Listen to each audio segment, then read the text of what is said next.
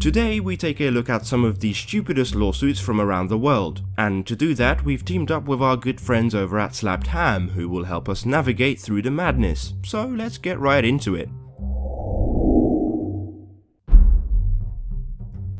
Number 5. Bank of America Service. After being frustrated by the service he was receiving at Bank of America, Dalton Chisholm sued them for $1.7 trillion. During the trial, a professor of mathematics was even called in to testify about how big the number was. To give you an idea, Earth's total combined GDP was 60 trillion that year. That is still over 28 million times smaller than what he was asking for. See, now I like ambition as much as the next guy, but what would they pay him with if he won? Pluto? Unsurprisingly, his case was dismissed. Surfer has his wave stolen. In California, a surfer sued another surfer for allegedly taking his wave, preventing him from enjoying the experience of being on that particular swell of water.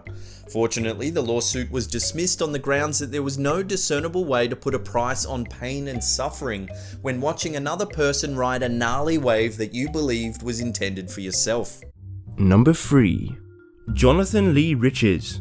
Jonathan Lee Riches claimed he was deep in the hills of West Virginia when he stumbled upon Kanye West and the Kardashian family at a secret Al-Qaeda training camp.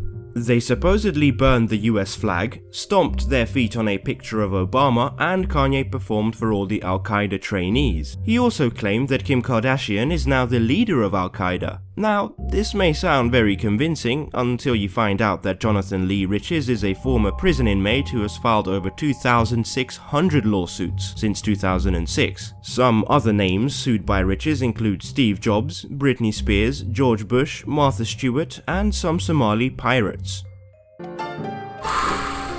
A rear-end sexual identity crisis.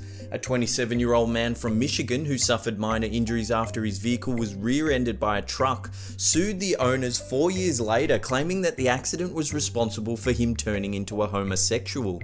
He reportedly lost interest in making love to his wife and she left him.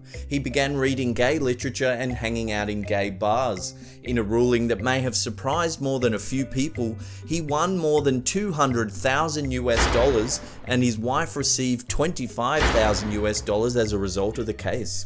Number 1. Return the kidney. Richard Batista saved his wife's life by giving her one of his kidneys. After their divorce several years later, he demanded his kidney back. You know what the best part is? Mr. Batista is a surgeon himself, which is actually kind of scary thinking about it. He did also say that if his ex-wife refused to give his kidney back to him, he would also be able to settle for $1.5 million. So really, you can't say he didn't give her options. Well, this brings us to the end of this part of the video, but there is another part up on SlappedHam's channel, so click anywhere on the screen now to go over to their channel to check out that part, or I'll also leave a link in the description below. Thanks for watching, guys.